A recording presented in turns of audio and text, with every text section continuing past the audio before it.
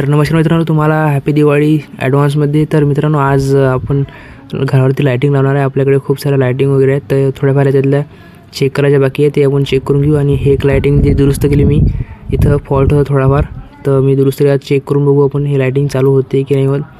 Button केलं चालू, बघू लायटिंग चालू झाली आपली आणि चांगलं वाटलं थोडंफार. पण काय झालं, झापूक करू राहिली ती लायटिंग, याच्या अर्ध्यामध्येच बंद पडली. म्हटलं थोडा दुसऱ्या प्लगमध्ये लावून बघू आपण, तर जमलं तर काम. पण आता दुसऱ्या प्लगमध्येच लावली, तेव्हा देवाचं नाव घेऊन म्हटलं चालू होते तेव्हा. आणि मग जब लावली लायटिंग तर चालू झाली आपली लायटिंग.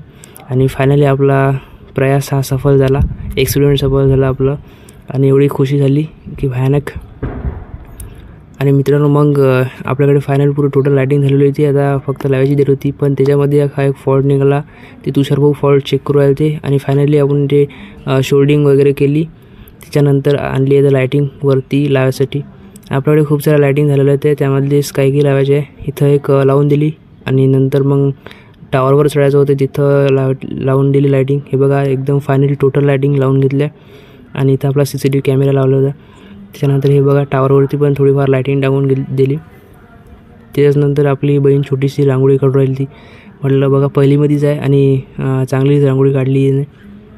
आणि आपली इथं टोटल लायटिंग लावणी झाली ती. त्याच्यामध्ये काका पण त्यांच्या घरावरती लायटिंग लावून राहिले ते आपले काका.